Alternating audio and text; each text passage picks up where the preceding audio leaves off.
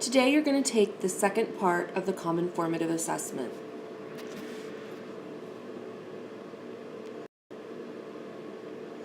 (25) The French phrase bon appétit, translated literally means good appetite.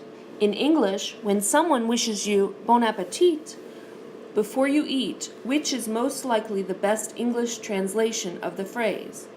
A. You really have a big appetite. B. Enjoy your food or meal. C. The food is very good. D. It is good to have an appetite. 26. Part 1.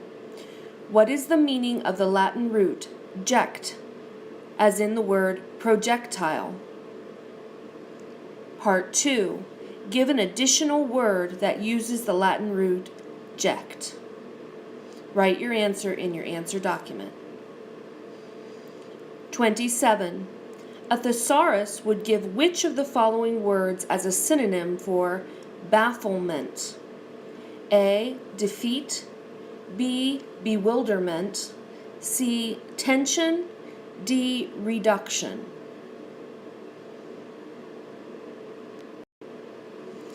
28. Using the meaning of the prefix for, choose the best definition of the word foresight. A. The ability to know beforehand. B. The ability to see far distances. C. The inability to see far distances. D. The inability to comprehend. 29. What is the meaning of the Latin prefix pre?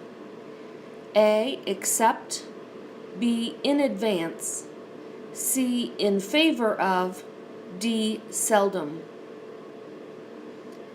30. Write the proper nouns from each of the following sentences in your answer document.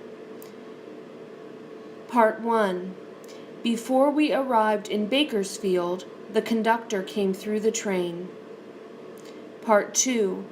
Amtrak trains cross miles and miles of the Mojave Desert. So you're writing all the proper nouns from number 30, both sentences, on your answer document. You should just have a list of words there. 31. In which sentence are both underlined words adverbs? A. A really important election for mayor is underway. B. Two highly qualified candidates are running for the office. C. Politicians almost always campaign hard to win elections. D. The race will certainly be won by a tight margin. 32. Which of the following sentences from James Thurber's The Secret Life of Walter Mitty contains an appositive phrase? A. Yes, said Walter Mitty, removing his gloves slowly. B. A door opened down a long, cool corridor and Dr. Renshaw came out. C. It's the millionaire banker, Wellington Macmillan, said the pretty nurse. D. He looked distraught and haggard. 33. Which word does the adverb in the following sentence modify? Judging from his satisfied smile, one had to assume that Charles was extremely happy with the outcome. A. Smile. B. Assume. C. Charles. D. Happy. 34. Part 1. Tell which of the following sentences has an error in pronoun antecedent agreement. A. The manager and the clerk tracked down the error and corrected it. B. Each of the members of the football squad was proud of his achievement. C. The apples have finally reached their peak of ripeness this season. D. Everyone in the play felt proud of their contribution to its success. Now you should be writing that answer, A, B, C, or D, on the lines beside number 34 in your answer document. You should not bubble anything for this question. Part 2, explain what is incorrect about the pronoun antecedent agreement in your choice of sentence. Write your answer in your answer document. 35. Which of the following words from this sentence is a preposition?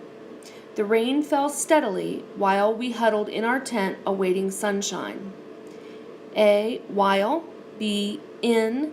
C. Steadily. D. Awaiting. 36. Which of the following sentences contains errors in punctuation of dialogue? A. There are, he said, two major reasons to favor this hypothesis. B. We answered the question in unison with a resounding yes. C. Is there anybody home? Asked the weary traveler. D. Professor Marks told us the exam will be held on Friday morning.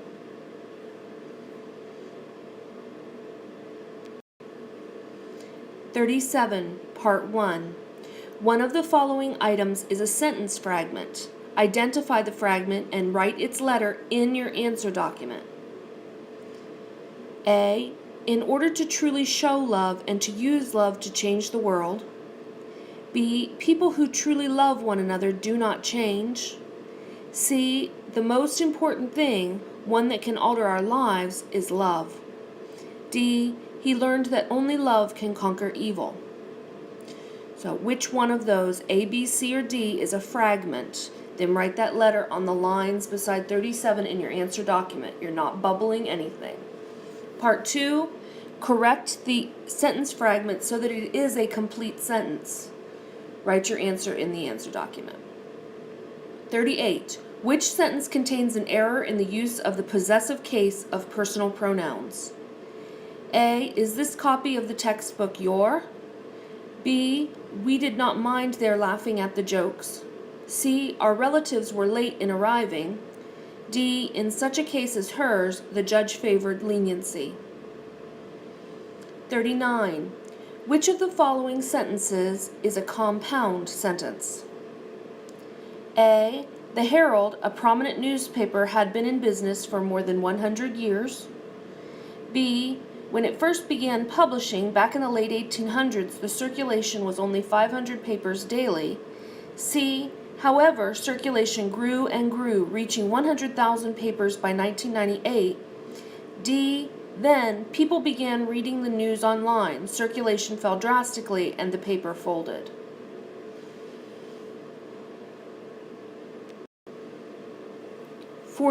Which of the following sentences does not display an objective tone? A. The annoying younger sister kept pestering her brother. B. The two daughters had different ways of displaying their pride. C. Sibling relationships can be strained at times. D. Generational conflict is a leading theme in literature. 41. To broaden the scope of your research findings, which of the following is the best strategy? A. Read all the pages of a website on the internet. B. Consult a variety of sources on your topic. C. Study the subheadings in an encyclopedia article. D. Discuss your research topic with an expert.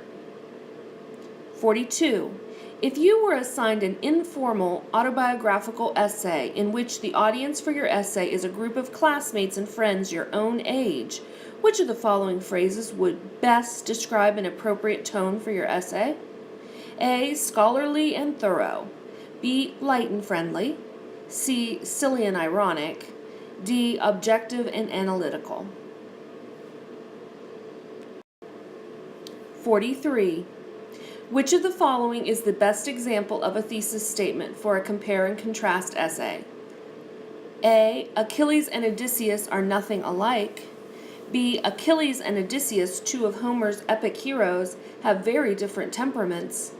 C. Odysseus is an epic hero with larger-than-life characteristics.